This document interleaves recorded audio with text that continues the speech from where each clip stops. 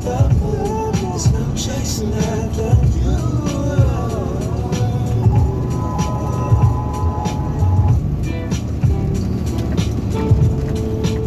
Happy Friday. Love it to podcast. Say peace.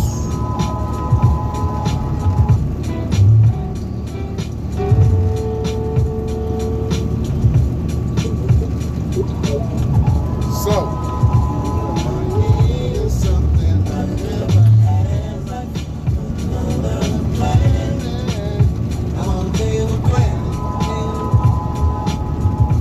all right, some more of it. Love it to podcast. Say peace.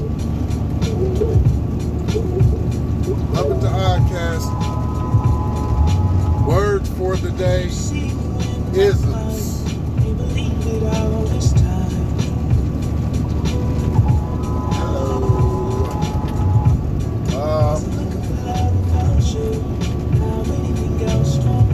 A whole lot of division, conflict, etc. Take it for granted.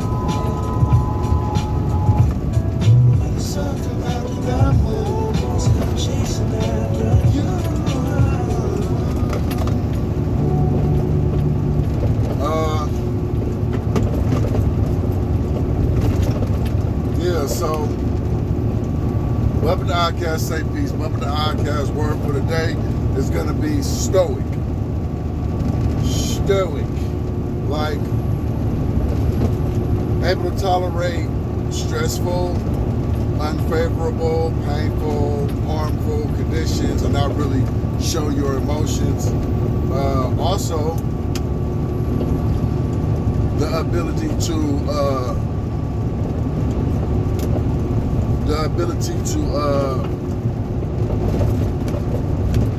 not over emote, have an emotional just like response to information, as opposed to having the stoicism to obtain information and also consider the other half of information, a different perspective, without glomming on to some emotional affect of others or how they're receiving it. Case in point, the political climate we in today. So I noticed that, first of all, I don't subscribe to either left or right partisan mentalities. I don't know how many parties we got. I do remember somebody mentioning the Green Party, Independent Party. I don't know if there's a populist party. I know we don't got no communist party.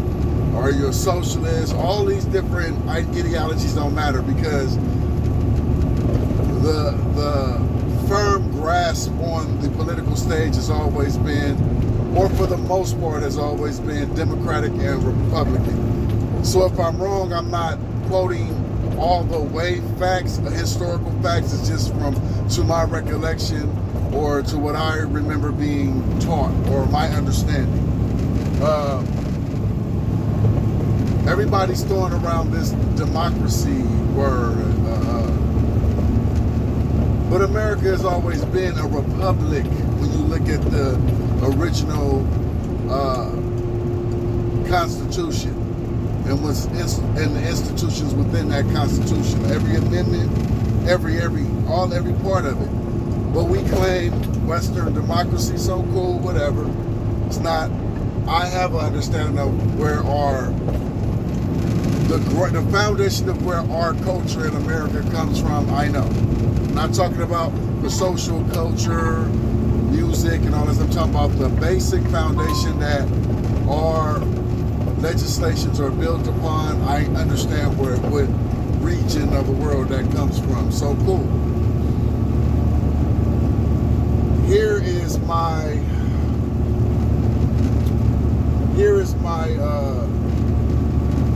unfortunate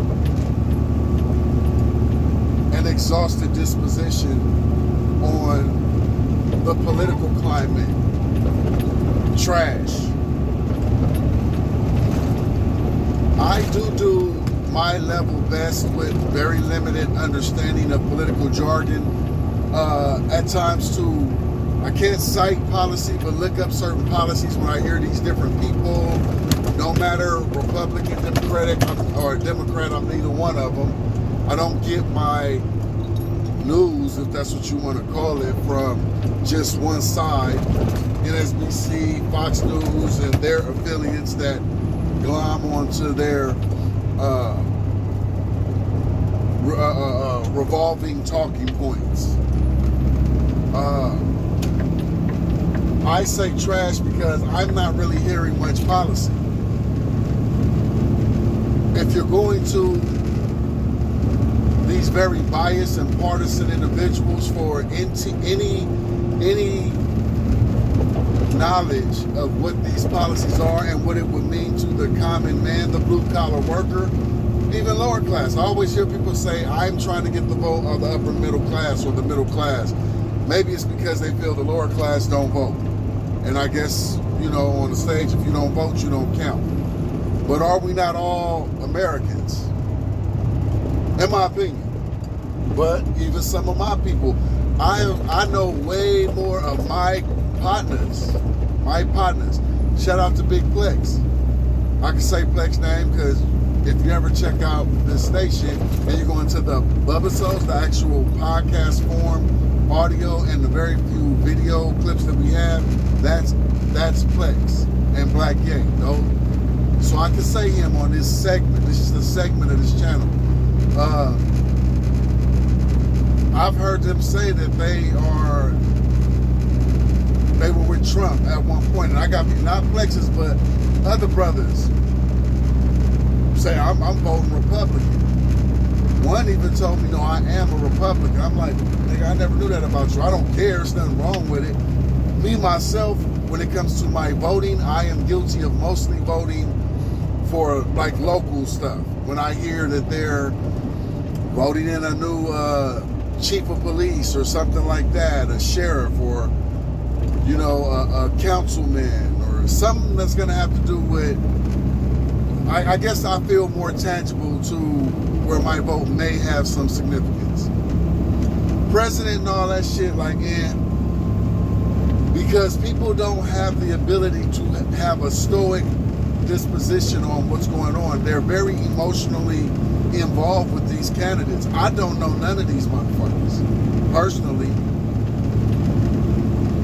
And when it comes to my involvement in the American process, the American political process, not on the official stage, because I'm not an official paid politician, but voting, if ever it came down to it, protesting. I attend not as many as I was a few years ago, but I still attend city hall meetings and try to see what's going on locally. But I don't have any connection to any of these candidates. I've expressed my opinion or my concern with some of the far right presidential-elect statements, and it's really only one thing. I don't really care about all the racist rhetoric of this America. Come on. I'm not saying it's cool, but it's America. Come on. But on the left, same thing. I've expressed some of my concerns. Like I said, one of these, I don't want to see nobody out dementia each other. Both these fools is dirt old. Both these fools obviously don't. One worse than the other. The one on the left worse than the one on the right. But they both don't have seemingly the cognitive ability to disseminate information without it being a trash attack. You think I really give a fuck about somebody's nationality? Who may or may not have slept with, whatever. I don't care if it's a woman, I don't care if it's a dude. I'm on record as saying I am sick of seeing an old white dude go for it. If America is supposed to be such this melting pot, which it is, but let's not pretend like that's always favored across the board, but we are, then yes, let's have some brown, yellow, everything else in the middle representation. My opinion. Doesn't mean they'll do a good job, no. Have we ever had bad presidents before? Absolutely. Do I know that because I'm so intellectually inclined on the in the field of politics? Absolutely not. But I can read, and when I have time, I do research. Have we had some good presidents? Fair. For the most part, I still see them as just a face. They're not the power behind. People call them the most powerful position in the world. No, it's a face. Do they feel that way because it's so they can't help but exude that emotion and that excitement or that anger when their opposite side is running for an office? I don't know. They don't have the ability, most of us don't have the ability to be stoic. With this, I usually can, but I'll just say most of us don't have the ability to operate and think critically within some lane of stoicism to where we're not emotionally attached to what is being said, especially when it's a bunch of trash. Bunch of race baiting, bunch of fear mongering. Big Plex shares something with me from his perspective because I've been picking the brain of not just Plexus, OG Benji, certain other brothers that I talk to when I've really been trying to pick the mind of people I'm close to and see what are their feelings on this. And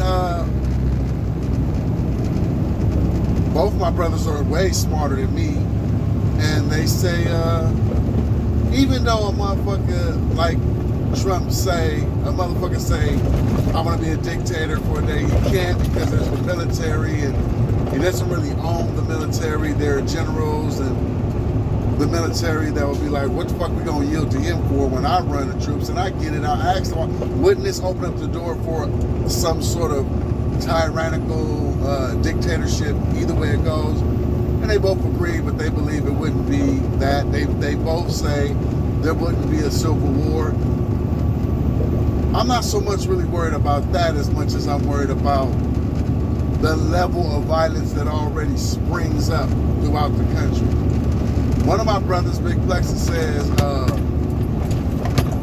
fascism and white supremacism and stuff like that is no different than the Blood and Crips. The difference is, or the Sorrento gangs of, at least California, Southern California. He said the only difference is those other organizations are a little bit more organized, and that's what it takes to get on the radar of the real alphabet gang that count. Not the president, but them boys that count.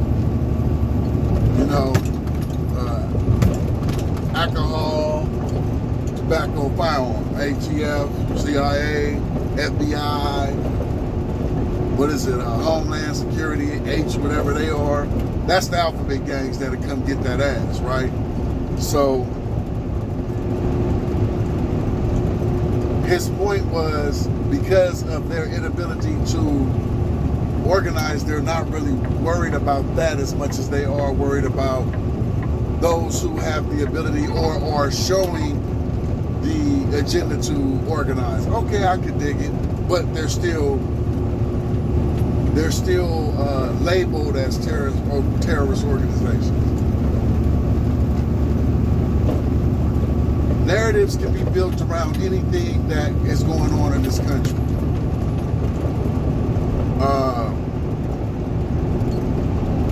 So I understand what my brothers is explaining to me, and I also understand because I actually share this opinion, where they may be, these are people that are in a certain tax bracket, like I'm in a certain tax bracket. Look good on paper. Don't matter that you really don't got shit to show for it sometimes as a blue collar worker, but on paper, Me too. A motherfucker probably look like, oh shit, this what you made? That you? Yeah, no, nigga, that's the paper. When you want to, come check out the actual struggle and the lifestyle, nigga. I might as well be lower class. But I digress. Certain tax brackets, people will vote in whichever direction, because these partisan groups do change policy as throughout time. Most black people were for the Republican way back in the day. Sometime around, I want to say the Martin Luther King era, 64, somewhere around there was a shift to where the Democratic Party became policies. Let me not say became. The Democratic Party started spilling out policies that catered more to the narrative in the black community. Whereas it's known in America, the 12, 13%. My boy Benji made a good point. He said 13%, if this is baseball, that batting average ain't even enough to get on the field. That's actually a good point. That's a good way to look at that. So he doesn't believe that any policy, all of this, I don't know if it's rhetoric or truth, so I'm not, all of this recycled speech, fear-mongering about how the Republican Party is more racist than the Democratic Party and all that. Whatever. I think, like I told them, we need to really start looking up some of these policies and understanding what they mean. Learn the name, learn the code, learn what they do down from the top to the bottom of the letter of these articles. I myself have always been for empathy with not just my people. I'm just gonna say anybody that I consider of my ilk and my upcoming. So that could be not only just black, brown, white. There's people who are the poor class in every state in America, every state. So when you remove the race element and you consider it people of a certain ilk, what policies are gonna adversely affect those people? What policies are going to affect those people to the positive? My boy Ben, I agree with him. He say, as he got older, because me too, I've never had a problem with people receiving,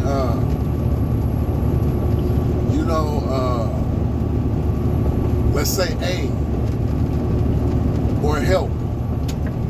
Be that in the form of, say, I don't know, Section 8, food stamps, whatever. I've been in those shoes I don't even remember how long ago, way baby, no mustache, beard, teenage, 20 years of age. I know what it's like to have to work within the confines of that system. But when you are a person who is not willing to just sit on the system, and you look back and you got, can't tell my age, at least 20 years plus, more than 20 years, damn near 25 plus years of just some kind of working and busting your ass, even if it's hustling.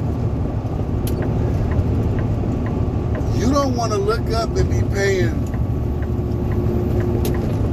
$1,700 up to $2,500, dollars of rent or a mortgage on a plot of land where somebody's paying $100 a month because they got Section 8 for more than 10 years, receiving assistance forever, and these motherfuckers, you smell big weed blowing and big carts of food coming, a big basket of food, and your ass sitting there with a hot link and a cup of noodle, but you got a job. Them taxes is finna whoop your ass. That light gas bill is finna whoop your ass. No, it don't feel good. I believe that there should be a cap on some of these services. If you can't get that shit together, I seen my kid's mother and myself do that shit in what I feel was a fair gap of time, easily less than 10 years. Way less than 10 years, actually. So, I don't get it. If there's something really wrong with you, how many people know a person on SSI? Ain't nothing wrong with this motherfucker. I'm just saying. So I'm not left wing or right wing, but I would vote.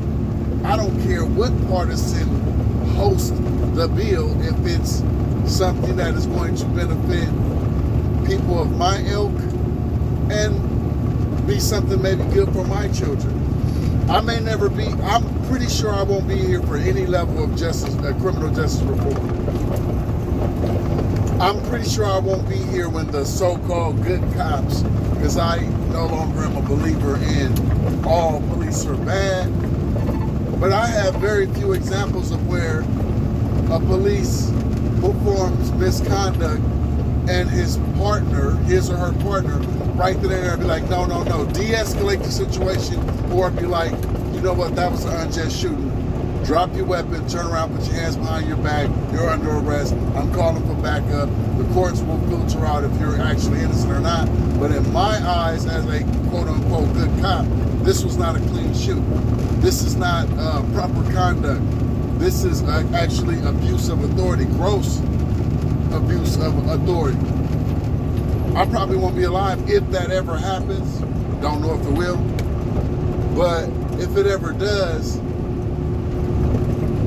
I would want to keep up with policies that could work towards that kind of change. I also would want to work in my own community with things that I don't like that my community go to government and cry about certain programs and program this and program that. Man, fuck all that.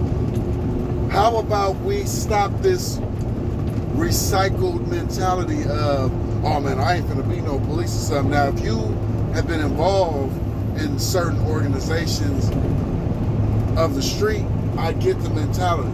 But if your child is not to the point where they are in any trouble or involved with any street organizations, why wouldn't you champion your child in that community to be a police officer? If we gonna keep complaining about motherfuckers from Santa Barbara coming down and policing in South Central, Compton, Watts, Long Beach, you know what I mean? Where do we make the change for ourselves? If you sitting up on government assistance and I myself see you get high and drunk all weekend, not shitting on my people, I'm from the motherfucking ghetto. I'm of my people. But anybody that's from the ghetto will lie if they say they haven't seen that. I done seen you high and drunk all week. Come Friday, man, let me get a few dollars. I need some groceries. And they're like, nigga, even if I got it, I don't mind giving ever my people. It's like, I know that you are able-bodied. I know that when I come home from work and you're out there like, oh man, shit, chilling. What you going on? Oh, shit, out here chilling. Yeah, all right. It wears on your empathy. It wears on your capacity to care. It does. These are issues that I don't believe my community easily need to be running to the government to fix. Police reform, okay, I'm with that. That's cool. If there's a way to do it, if there's a such thing as it, okay. America is a powerful country, okay. How did we get into the position of policing the world? And I'm saying from a Stoic perspective, not, oh, he's hating on our country or none of that. He's not a patriot. Yes, I am, motherfucker. I'm American. I'm not sure when that happened myself. I know that you can look back to some of these wars and probably find out or pinpoint when we kind of became that. But if it's a nation in trouble with a greater nation or stronger nation, I can see where you can come to like America, for example, and be like, look, man, help us out. And it's like, yeah, man, we're not trying to get involved with that, but check this out. If we do that, Plexus gave this example, and it makes sense. If we do that, this is what I'm gonna need for you. I'm gonna need a little plot of land for us, sovereign land in your country. I'm gonna need a building that's an embassy, and I'm gonna need yada yada yada. You down to do that? You know what? These motherfuckers is on our ass, so yeah, I'm down to do that. Well, now we will help you, be it directly involving ourselves in a foreign conflict or by proxy, what they call proxy wars. Good example, Ukraine. Another example, for my brothers who are just not even interested in politics or the world stage or the political stage, whatever. Imagine in the hoods of America, 2 street organizations, as they call them, gangs, don't necessarily get along, don't necessarily not get along, but one's smaller than the other one, and one begins to have issue with another neighborhood, and they come to their neighboring set and be like, hey man, let's link up and handle these fools because they putting in work over here. And then we go, all right, I got you, man. We down, okay, we can come, we can click up or whatever, but what's in it for me? My homie's gonna be able to come to your turf and push the line or peddle our wares, quote unquote. Hey man, that's cool. We gonna be clicked up, like no problem or no problem or whatever. And y'all do that, get involved by proxy, supplying them what they need to be more sufficient in that battle, or actually going against their opposing neighborhood. And let's say y'all overcome their particular struggle. They might not have, like some of these leaders, I believe, might not have the insight of, wait. We said we'll let y'all be over here or have this land, but how long you gonna be here? They don't know because they didn't read the fine print, or they didn't establish it in a verbal agreement. We gonna be here as long as we say so. You come rolling up to the park where you and your homie click and see a whole bunch of niggas outside. All the homies out thick, let me see what's up. And walk up, there's a whole bunch of these niggas. Oh shit, I know we clicked up, we cool. Damn, y'all niggas deep as fucking hard. Hey nigga, we helped you with your beef. So we over here now.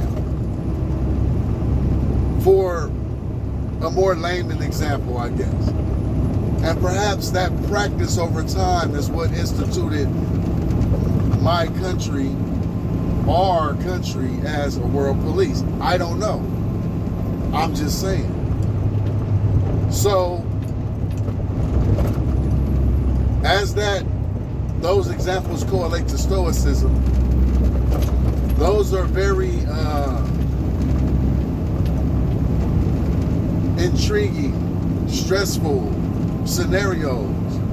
And to hear different people start speaking, especially passionately, about whatever their perspective is, or ushering promises. Because I believe all parties, definitely those two, come and say, yeah, I'm gonna do this, we're gonna do that, we're gonna rebuild the economy, we're gonna open up lines of communication with to upgrade our healthcare system, education, blah blah blah blah blah. And I believe a lot of these fools are saying whatever they say to stoke a fire up under the people, get you to come in and subscribe to their politics, their positions, vote for them, but pieces are already put in position behind the door that you will never know about.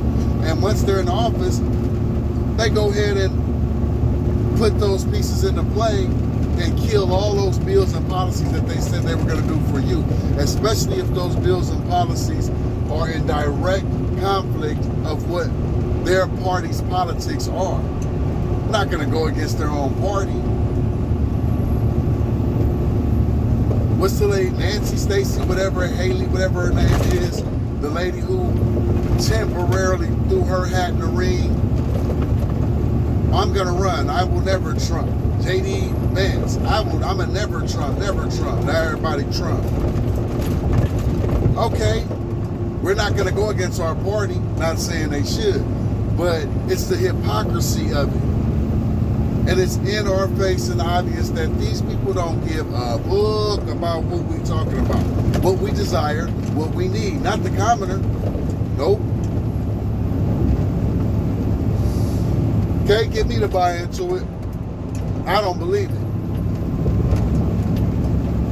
I'm not pro Biden Harris. I'm not pro Trump Vance. None of this shit. Because they're trash campaigning. It's like they're dogging each other. Why do I care about one man? What she did, who she slept with, what's her race? He's not intelligent. He is a racist. But this is one of the very few things that I practice Stoicism on. I don't really like some of the things I hear from any of them. But I mostly don't like that they're so unethical in a form where I would expect a person to be ethical. Am I an ethical man? Fuck no. I wouldn't say I'm ethical. I wouldn't say I'm diabolical. I'm not malevolent. But I'm absolutely not beneficent. Just a regular person. And I'm not lobbying or campaigning to be your public official. I'm campaigning to get ahead of bills and find some loophole in the system and my day-to-day struggle to provide a little level of comfort for me and my own tribe. This is what it is. But I don't want an unethical motherfucker like the asshole, the bastard, the devil piece of shit that killed that lady, Sonia Massey. That's what he is. That is clear and cut. You got people that are so brainwashed by their politician. I've heard 4 people in the last 3 weeks alone on some of these news outlets say that George Floyd, the knee on George Floyd's neck is not what killed him. I believe, I could be wrong. Please, any given time, anybody who see it, drop your comment if I'm ever wrong on anything. I believe Kanye West said that's not how he died. And then the same people will turn around and be like, oh, I'm not racist. If you're any politician that has these perspectives may be because they have the power to affect your life, halt or stop your progression or your progress to move forward. But the motherfucker that worked at Procter & Gamble is not a racist. They could be a bigot. Do I care about that? No. I don't really see how I can be stoked by somebody being bigoted. Especially not with my raggedy ass mouth. I can roast too. You can say whatever you want to. As long as it ain't over the line of disrespect or life-threatening, I can serve you on some talking shit. If all you got is the N-word and little racist tropes, whatever, you know what I mean? But most people cannot handle that.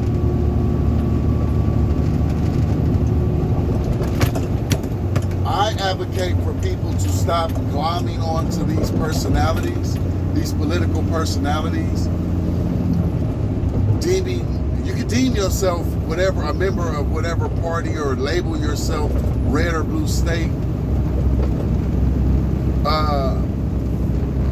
Just like in my community in Southern Los Angeles, not so much the state, in Southern California, in Los Angeles, and across my state, people deem themselves red and blue left and right all the time. There's politics on every tier of our society. Even for the brothers and sisters who are behind the wall and unfortunate situations of incarceration. It's always a politic. At work, motherfuckers is politic. Politics is a way to pull the wool over our eyes and distract us from what's actually going on behind the curtain. These are agents of the proverbial Wizard of Oz. My opinion. Proverbial Wizard of Oz. Their policies, their practices is in pursuit and to further their own political careers, their own agendas. We can vote, but the game is monopolized by the wealthy. Why not lobby for tax breaks and cuts for corporation and the wealthy when the wealthy are saying, hey man, I'll give you this much money for your campaign, but I'm gonna need you to help me pass this bill because this bill is going to further a particular corporate agenda that I have that's going to feed or surface my bottom line, cut the overhead, and my conglomerate will grow. Well, what does that do for people who don't have enterprises and corporations and business that don't give a shit? Tell them motherfuckers to go shop at Food for Less and get them GMO products. Get that chicken with the hormone. I can afford Sprouts. I can afford Whole Foods. I can afford the farmer's market. I have my wife at home. My husband, if you're a female, at home. My children go to nice schools. That's not my problem.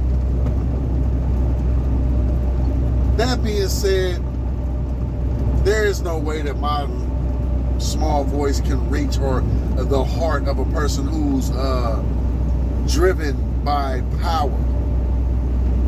That's why I changed my perspective of it being more good people in the world than bad people.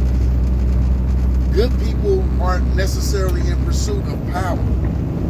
Good people are usually in pursuit of community, unity therein, family, individual, and community stability. Empathy for others. It takes a motherfucker that wants to reign over something and own the most of something. A person in the pursuit of power. I'm almost certain, my opinion, that is where you will find the most sinister of us. So, I have no ability to reach the spirit or heart and mind of these people in these ties and suits and pantsuits and these official little business get-ups and these private board meetings and all this. But perhaps the commoner. Let's start saying when we're wrong. Let's start being honest. People seem to think they got power over when you're not being honest, and they do. It's something about them that's powerful. I've been in that position before. In my personal life. It don't feel good. It feels so good to be like, I don't say, do whatever I want. You have no power over me. No, I don't, because I don't give a fuck what you do. As long as you healthy, you happy, I'm happy. Start being honest. Stop politicking. Lying to people for support. My opinion that one of the reasons why President-elect Donald Trump is so popular, because he started out, when he won the presidency, he started out on policy and saying all these great things to rouse the people and say, yeah, that's who we want. Much stronger candidate than the person who ran against him. But after that, that motherfucker started telling the truth about how he feels, showing his inability to stay on task and keep it about policy, and really just letting us know who he is.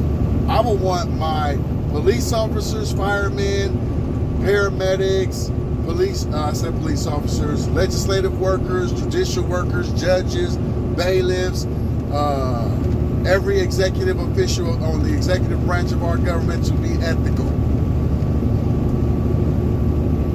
If me or anybody you look up, that anybody that I know from my cloth, and that's not saying that I am not necessarily a bad person, but I am the main person to always state, I never say I'm a good person. I wonder if I'm a good person sometimes. I don't know.